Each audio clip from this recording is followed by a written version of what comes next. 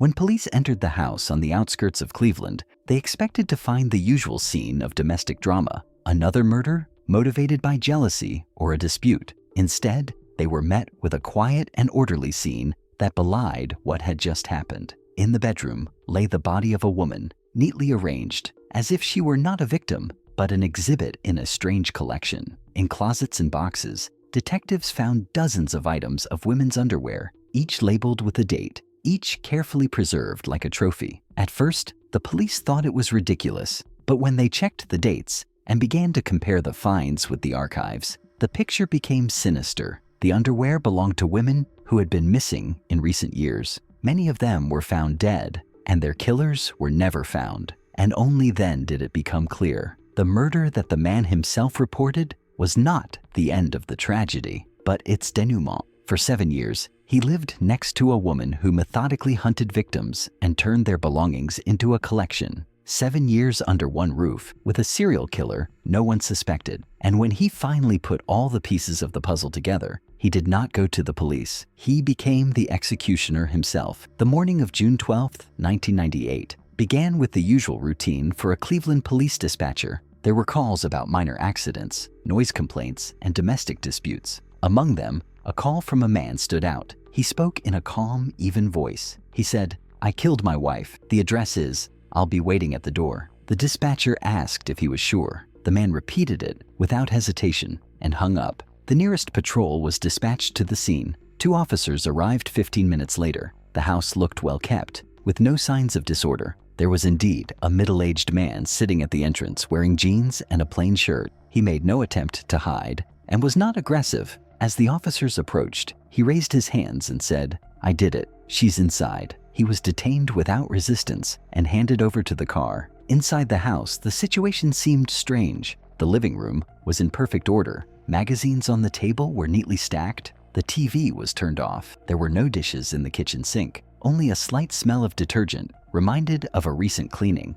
In the bedroom, the officers found a woman. She was lying on a bed covered with a blanket. Her hands were neatly folded on her chest. There were no signs of a struggle. Everything looked as if the body had been laid out intentionally, with ostentatious neatness. The first impression was of a staged scene, which was immediately recorded in the report. The search began with the nearest closets. Inside, the police found boxes of women's underwear. Each box had a date sticker. There were more than 20 of them. At first glance, the find might have seemed like a personal peculiarity or a strange hobby, but the officers quickly noticed that the dates did not match their life together. Some of the signatures referred to years when the spouses had not yet met. At the police station, the man immediately stated that his wife killed women and collected their things. The investigator conducting the interrogation initially perceived this as an attempt to justify the murder. However, the suspect's calmness and the details he told forced him to take his words more seriously. He claimed that he had been watching his wife for a year, recording her trips and meetings,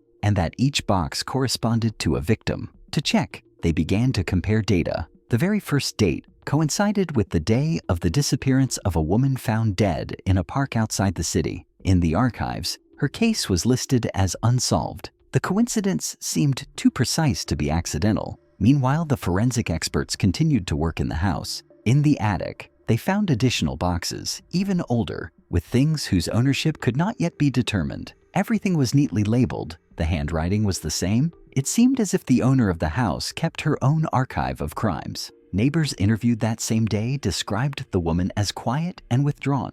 No one saw her friends, and the rare contacts were limited to formal greetings. One neighbor recalled that the woman often left late at night and returned in the morning, but did not attach any importance to this. During the interrogation, the husband spoke calmly, as if he had prepared in advance. He said that for several years, he had noticed inconsistencies in her behavior, disappearances for hours, unexpected expenses, nervousness after trips. But the decisive moment was when he once found bloody underwear in her bag. Then he realized that this was not just an oddity, but a sign of a crime. From then on, he began to follow and collect his own evidence. The police were faced with an unusual situation. On the one hand, they had a confessed murderer who had just taken the life of his wife. On the other, everything pointed to the fact that he had solved a series of crimes that had previously remained a mystery. Each new report increased the tension. This was not a single incident, but a systematic activity that had lasted for years. When the first matches with the missing women's cases were confirmed, it became obvious that this family's home had become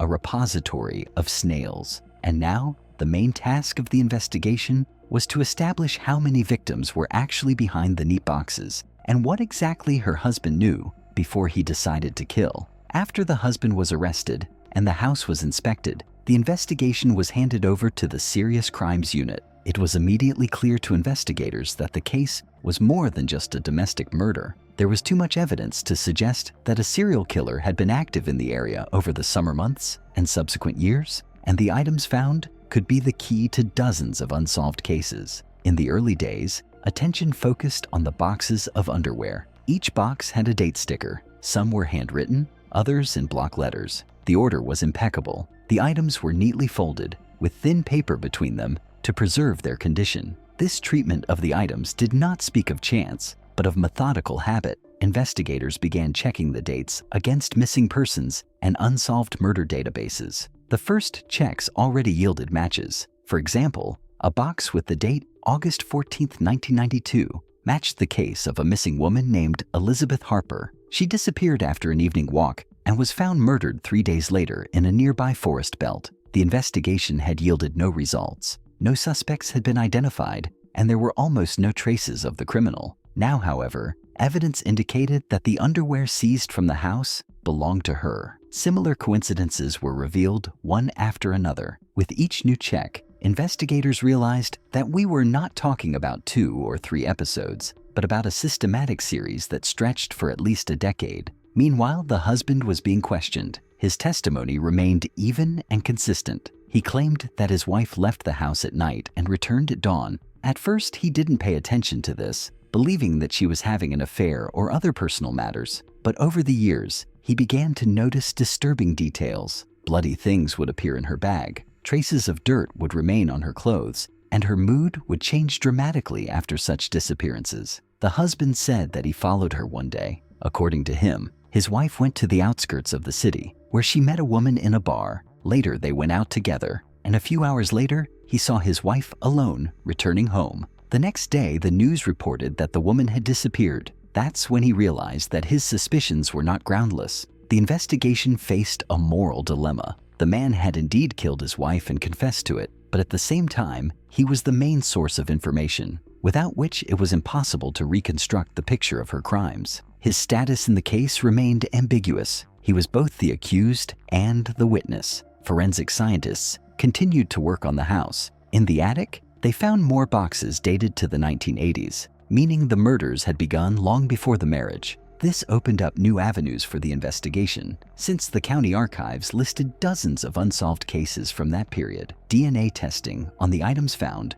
confirmed that they belonged to at least 3 different victims. This was the first official proof that this was indeed a serial offender. The task now was to establish the full scope of her actions. Neighbors and acquaintances gave similar testimonies. The woman was withdrawn, rarely communicated with anyone, avoided attention. Some described her as cold and indifferent. Outwardly, she did not give the impression of a dangerous person. It was precisely this external ordinariness that allowed her to remain unnoticed. The investigators increasingly found the husband's notes to be important. It turned out that he kept notebooks in which he noted the dates of her disappearances, recorded the routes of her trips, and even saved scraps of newspaper articles about missing women. These notebooks were a private archive, thanks to which it was possible to superimpose his observations on official police files. As the number of coincidences grew, the investigation became increasingly convinced. Behind the seemingly calm life of the couple was hiding one of the most mysterious serial killers in the region,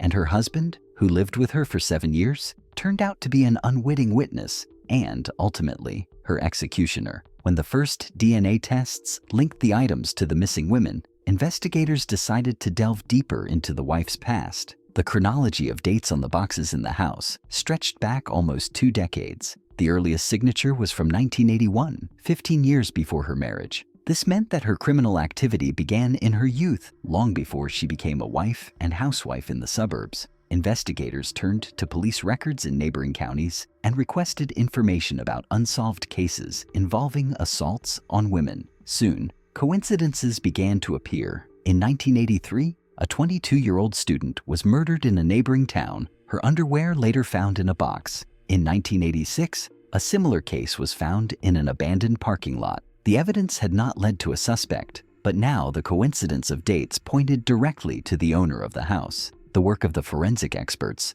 turned into a systematic comparison. Each box, each date, was considered as a possible case. At first, it was doubtful that the signatures actually corresponded to the victims, but the further the checks went, the more obvious it became. The system was built methodically. The woman saved not only the underwear, but also attached small notes to the boxes, fragments of newspapers, scraps of transport tickets, sometimes even receipts from stores. All this together formed a kind of catalog by which it was possible to reconstruct the events. For investigators, the situation was becoming increasingly alarming. The scale pointed to dozens of episodes. At the same time, the question remained, how had she managed to remain unnoticed for so many years? Murders involving women were usually thoroughly investigated, and although some of the cases were indeed listed in the archives, no one connected them into a single series. Against this backdrop, the husband remained the key source. His notebooks completed the picture. He claimed that from the first years of their marriage, he had noticed her strange habits, frequent nighttime escapes, sudden mood swings, sudden trips without explanation. But real suspicion arose only after the discovery of bloody underwear. From that moment on, he began to note each of her disappearances. In one entry, he described how his wife returned home in November 1996 in a state of extreme agitation, although she tried to remain calm on the surface. Later, he saw a news story about a young woman missing from a downtown bar. A few days later, a new box appeared in the house. These coincidences strengthened his belief. The investigation checked all the notes and confirmed that the dates in the notebooks did indeed match the missing persons cases. Moreover, the husband recorded the routes, and they intersected with the places where the bodies were found. Thus, his notes turned into indirect evidence of her involvement. The situation increasingly resembled the unraveling of a knot. Each new box opened an old case. Each old case was reflected in her personal archive. The investigators began to say among themselves that for the first time, they encountered a woman who had acted so long and methodically, without failures and without a desire to abandon what she had started. Meanwhile, the question remained as to how exactly the husband had decided to commit murder. During interrogations, he answered briefly, "I couldn't live with it anymore." But he did not reveal his motives in more detail. Investigators understood that long months of examinations, cross-checks, and searches for additional victims lay ahead, and each new result confirmed more and more. The woman who had lived for years under the guise of an ordinary wife was a serial killer who had been active for almost 2 decades. From that point on, the investigation was no longer local. Federal agents were brought in to gather information from across the country. The scale of the crimes demanded a national investigation, and tensions within the department grew. No one could predict how many more cases would be connected to the boxes. When the first matches between the items in the boxes and unsolved cases became obvious, investigators decided to involve the Federal Bureau of Investigation.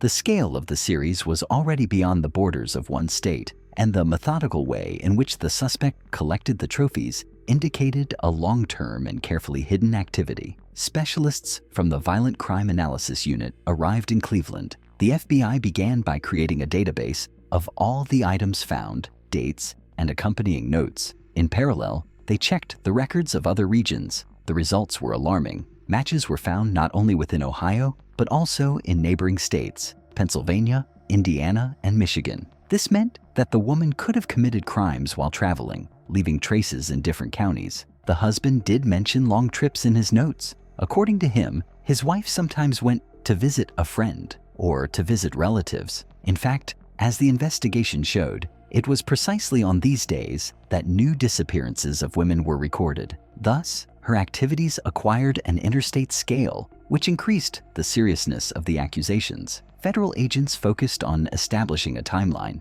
They decided to map the movements by matching the dates in the boxes with known episodes. Gradually, a diagram appeared on the wall of the investigation department, dozens of red marks connected by lines. Each mark corresponded to a victim or missing persons case. Visually, the map looked like a web, with the center in Cleveland and the rays radiating out to neighboring regions. Particular attention was paid to the way she covered her tracks. The case files that matched her archive showed no signs of sexual assault or robbery. The motive seemed unclear until it became clear. The only trophy was underwear. The woman took it as proof of her victory and systematically stored it. This fact distinguished her from most known serial criminals and put her in a special category. The forensic experts who worked with the boxes noted the meticulousness. Each item was not only preserved, but also processed, washed, ironed, and placed in separate packaging. Such meticulousness indicated control and prudence. It was this quality that allowed her to operate for decades without arousing suspicion. Meanwhile, investigators began actively questioning witnesses from previous cases. The victims' relatives had difficulty recalling the circumstances of their disappearances, but many noted the same fact. The women disappeared after night walks, meetings in bars, or short trips. No one connected these episodes. Only now, years later, did the picture come together. For the husband, who remained in custody, the involvement of federal agents meant a new round of interrogation. He was checked for involvement, carefully analyzed to see if he himself could have participated in the crimes. But the notebooks found, the systematic nature of his observations, and the coincidences with real cases convinced the investigation that he was more of a witness than an accomplice. Everything indicated that his role was limited to long-term silent observation, culminating in the murder of his wife. With each new check, the tension grew. Officially, the number of victims had already reached more than 20, but the prospects pointed to a much larger number. Investigators understood that the scale could be one of the largest in the history of female serial crimes in the United States. It was during this period that the key question arose. Why did the husband remain silent for so long? His answers remained guarded. He said he didn't trust the police, that he was afraid they would get away with it, and that no one would believe his suspicions. But as the details emerged, it became clear that he had observed enough to understand the full scope of the matter and had deliberately delayed going to the authorities, choosing instead to end it himself. There was increasing talk in the investigation department that without the murder committed by her husband, the mystery might never have been solved. The woman would have continued to live an ordinary life, remaining quiet and unnoticed by her neighbors, and only her collection in boxes would have remained a silent testimony to the crimes hidden behind closed doors. As the investigation entered its final stages, the number of confirmed cases exceeded 30. For investigators, this was an alarming milestone. A woman who had lived her entire life in the shadows had turned out to be one of the region's most prolific serial killers. The scale was staggering, and each new examination only increased the number of victims. Federal agents continued to check. At this stage, laboratories from different states actively joined the case. The seized items were examined for DNA, compared with missing persons databases. In some cases, it was possible to establish an exact match. The underwear belonged to women found dead in different years, but there were also items for which no matches were found. This meant that some of the victims were still listed as missing, without the official status of murder. The investigation faced a particular difficulty. In cases involving her actions, direct evidence was rarely found. The woman acted cautiously. She did not leave fingerprints, did not involve witnesses, did not enter into conflicts. She maintained her anonymity for years. That is why the police had previously been unable to connect the episodes into a single series. Now, her own notes and collection became the key, a kind of archive of crimes created by the criminal herself. The husband, under arrest, continued to be the center of attention. His role was discussed at various levels. From a legal point of view, he had committed murder, and no one denied this fact. But at the same time, it was his actions that had solved a whole series that allowed dozens of cases to be reconstructed. Discussions began in the prosecutor's office about how to interpret his act, as a cold-blooded murder or as an extreme act of desperation after many years of silence. At the trial, investigators presented materials found in the house. The jury heard expert testimony, which confirmed that the boxes did indeed contain the victims' personal belongings. For the relatives of the victims, this was an unexpected and painful discovery. For many years, they did not know the truth, and now they learned that their loved ones were killed by a woman they thought was an ordinary neighbor. During interrogations, the husband said the same thing. "I waited too long. I thought she would stop, but she didn't." His confessions contained no emotion, only facts.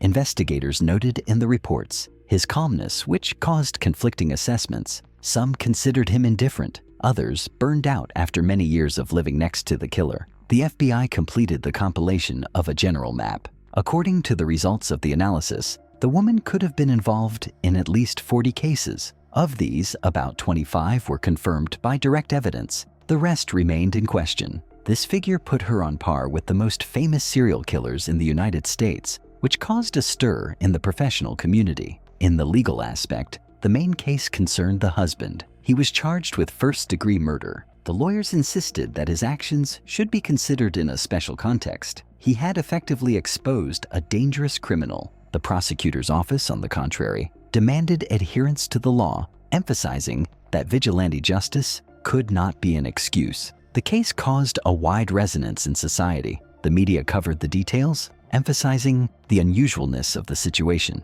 The man lived next to a serial killer and ultimately took her life himself. Questions were discussed about whether the police could have noticed the patterns earlier, whether the system could have prevented new murders. The tension was heightened by the fact that the exact number of victims could not be fully established. Some boxes remained unconfirmed. Relatives of the missing women hoped for definitive answers, but the investigation could not provide a complete picture. The house where the couple lived became a symbol of this uncertainty, a place where external silence and long-standing hidden horror coexisted. At the end of the investigation, the investigators concluded that the criminal series ended only thanks to the husband's intervention, but the fact of his murder remained a legal reality. The court session decided not only on his fate, but also on how the story would be recorded in the country's criminal chronicles. What began with a single call to a Cleveland police station turned into one of the most unusual episodes in modern U.S. criminal history. A man married for 7 years confessed to killing his wife. At first glance, it looked like another family tragedy, but the weeks that followed showed that the murder was a massive crime spree that would have gone unsolved if not for the actions of one man. A search of the house revealed a collection, dozens of boxes with the victim's belongings. Each item was carefully preserved, dated, and placed in a separate place. For investigators, this became a kind of serial killer archive, created by the criminal herself. The items pointed to dozens of women who had disappeared and been killed in different years. DNA tests confirmed the connection with specific victims. Thus, a woman who had remained unnoticed by others for many years turned out to be involved in a whole series of murders that stretched over almost 2 decades. Neighbors and acquaintances described her as quiet, withdrawn, and outwardly unremarkable. It was this ordinariness that allowed her to remain in the shadows. She lived in an ordinary house, led an outwardly modest life, which did not arouse suspicion. Only her husband gradually began to notice oddities, nighttime departures, incomprehensible spending, emotional breakdowns. His own notes and observations became an important part of the evidence base. The investigation showed that police in different districts had been recording separate episodes of disappearances and murders for decades, but the lack of direct connections and coincidences prevented the cases from being combined. Only the archive found in the house allowed the disparate materials to be brought together and a pattern to be identified. As a result, more than 25 victims were confirmed, and several dozen more remain in question. The legal difficulty was that the criminal herself had died at the hands of her husband. The trial focused not on her, but on him. The man was found guilty of first-degree murder, but the jury and judges took into account special circumstances. On the one hand, he had taken a person's life. On the other, his act had exposed a series of serious crimes. The prosecutor's office insisted on punishment. The defense asked for leniency. In the end, the verdict was a compromise. The man was convicted, but received a sentence significantly shorter than that provided by law, given his role in exposing the crime. For the victims' families, the case was a double-edged sword. On the one hand, they had the answers they had been waiting for years. They now knew who was behind the disappearances. On the other, the knowledge that the killer had lived nearby, remained in plain sight, and continued to lead an ordinary life deepened the sense of loss. Many families never fully came to terms with the fact that their loved ones had been taken by a woman who looked no different from any other suburbanite. In their final report, federal agents noted the uniqueness of the situation. In the criminal history of the United States, cases of female serial killers were rare, and such systematicity and scale were isolated. Particular attention was paid to her methodical nature, preserving trophies,